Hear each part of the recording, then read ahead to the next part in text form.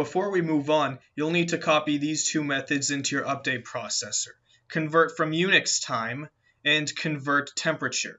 These are simple conversion methods that are relatively self-explanatory and needed for the processor to work. So just make sure you have both regions and methods in your update processor before we move on to do update forecast.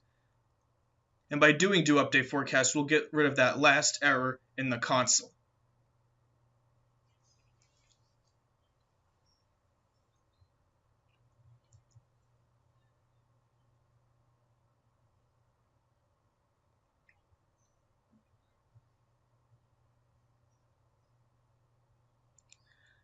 Private bool do update forecast, which will take in the city ID.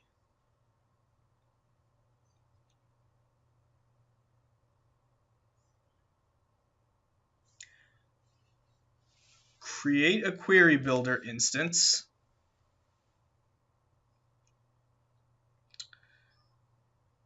We're doing this just as we have done in the previous video.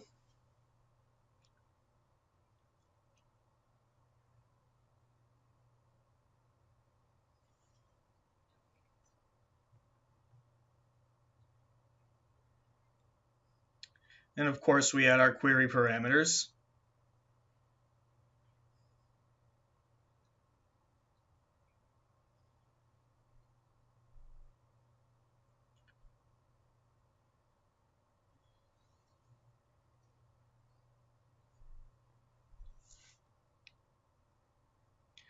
Now to execute our request,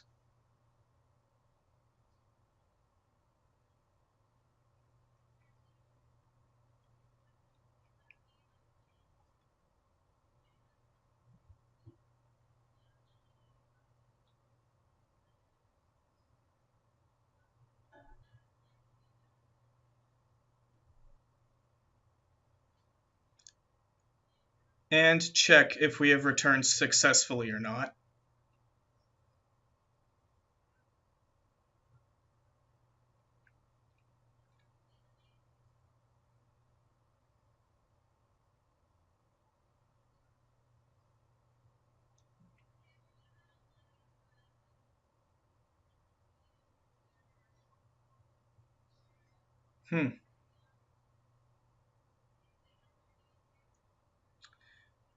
Alright, this is causing an error because we should be comparing it to a string.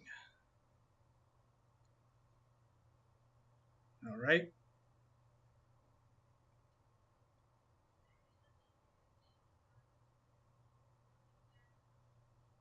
And now to update the city.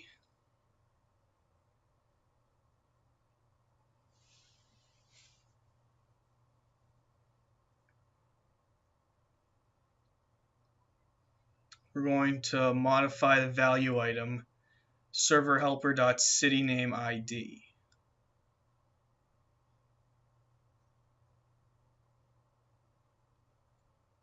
With the forecast city name.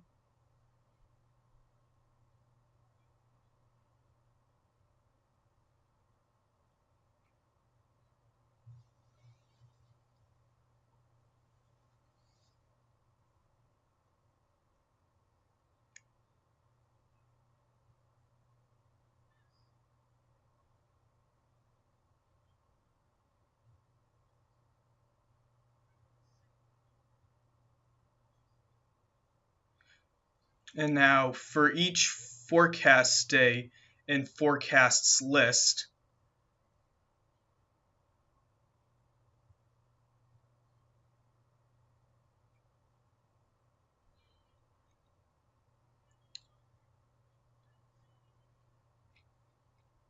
we are going to modify the necessary value items. So for forecast day date ID, we call data-adapter.modify value item. The first parameter is going to be a string.format, where we will pass in server helper.forecast day date ID with day.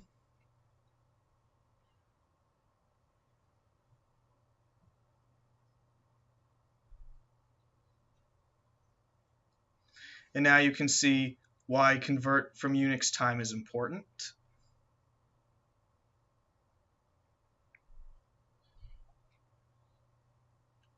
And then set the state, and copy this same formula for the other relevant variables. This part will be sped up for convenience.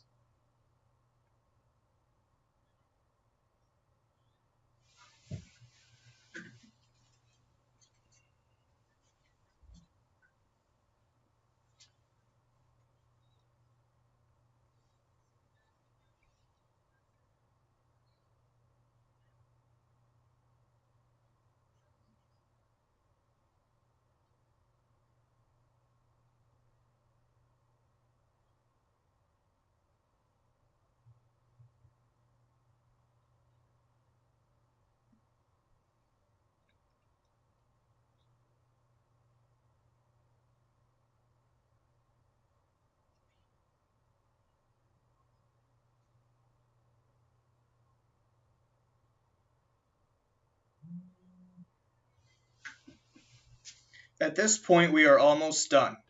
If you recall, we still have that to-do left to clean up, which is inside our execute subclass. Looking at the modify value item value calls, you will notice that we are passing a value of EWS value item state enum .good into the state parameter.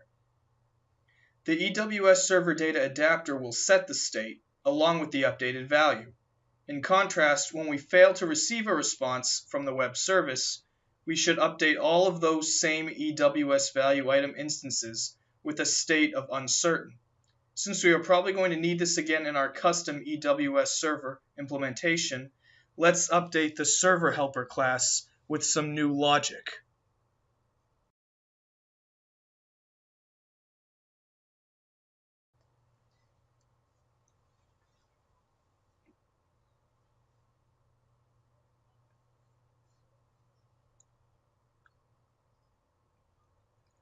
So we are going to make a new region which we will call volatile value item.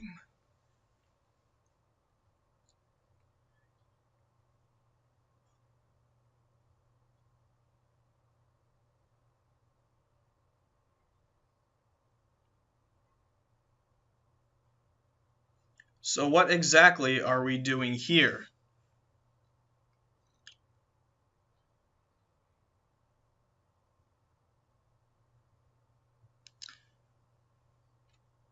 I'll tell you what we are doing here. We are trying to return a list of value item IDs. Specifically, value item ID values which are considered volatile.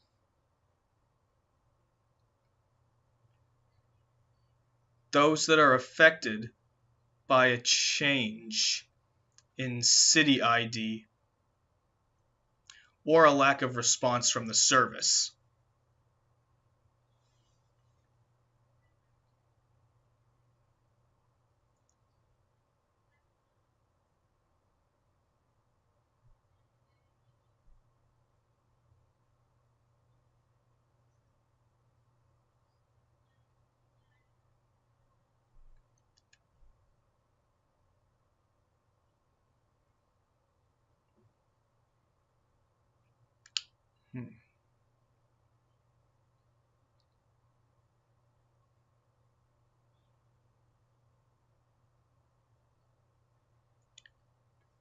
So if volatile value items is not null,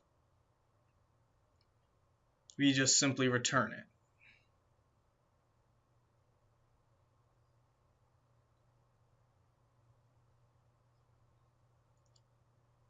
But we need to populate that list.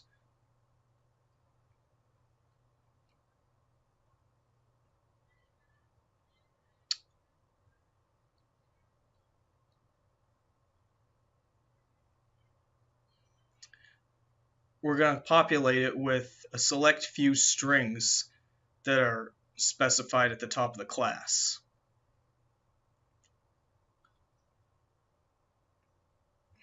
You can always pause if you need time to catch up.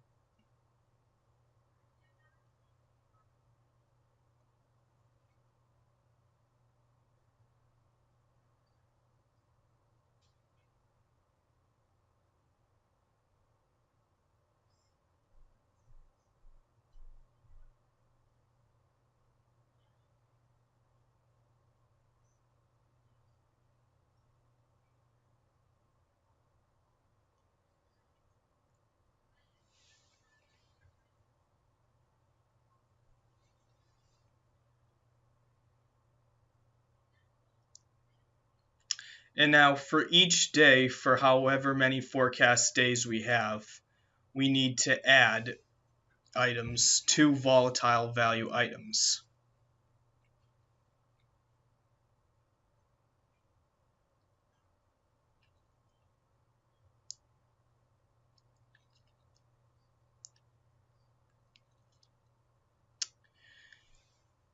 This simple line will have to be copied and readjusted for 6 other variables. This next part will be sped up for your convenience.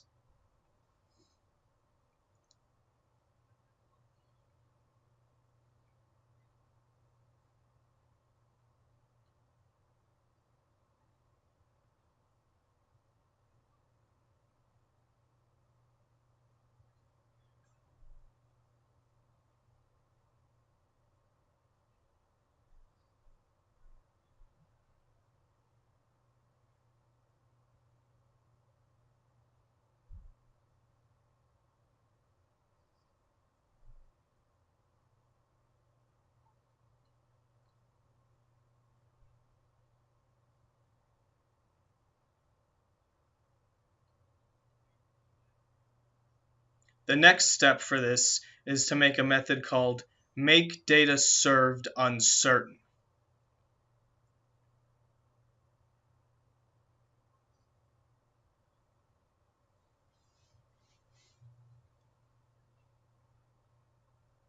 When the city is changed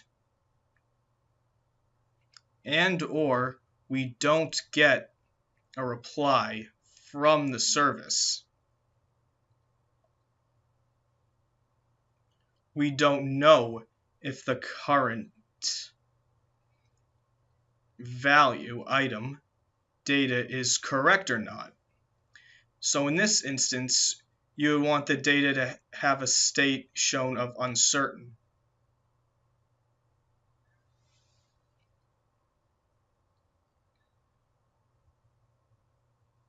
This is a very important feature not just for us but for the user's end, so that they don't get confused wondering what the issue is with the values being incorrect. Or have them play a guessing game to wonder if they have the right data or not.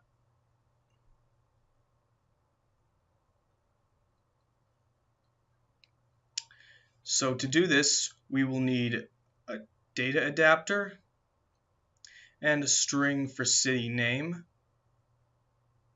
and a string representing a log category.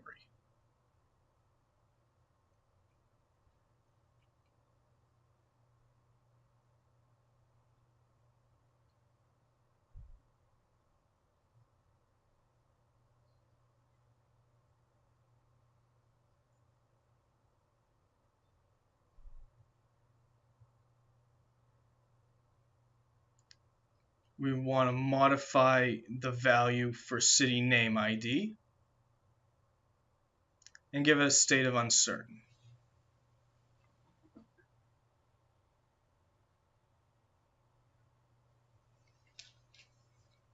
Now for each ID in the list of volatile value items that we made earlier,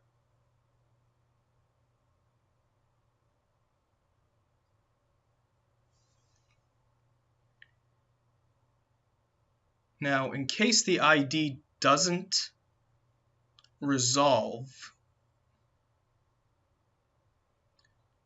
to a value item,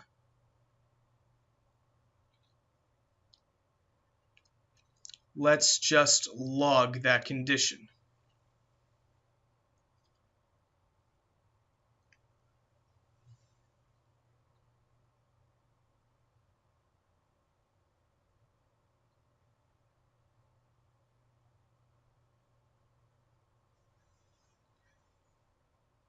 So what we're doing here, you might have gotten so used to clicking modify value item value that you might pick it again, but we want to modify value item state.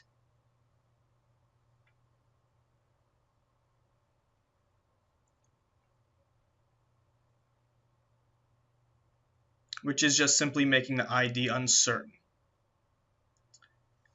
And then we catch any exception.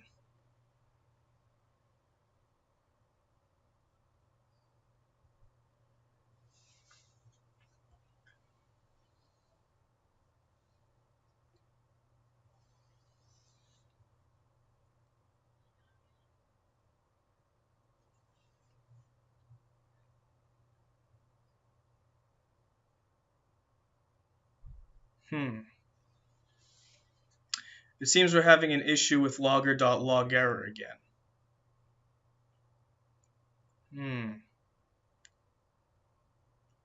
Oh yes. You have to remember to go to the top and make sure you're using sxl.common, not nlog. And that should be resolved. Save and you're good. And now we can finally go back and finish the code that is in our update processor.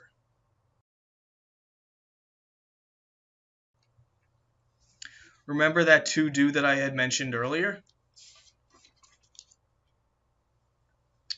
Well, go back up to your execute subclass method.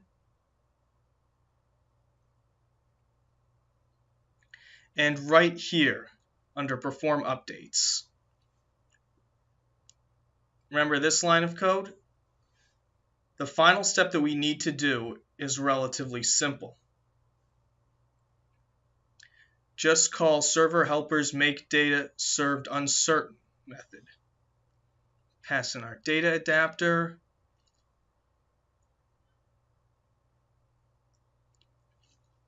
String of unknown as a city name because it is uncertain.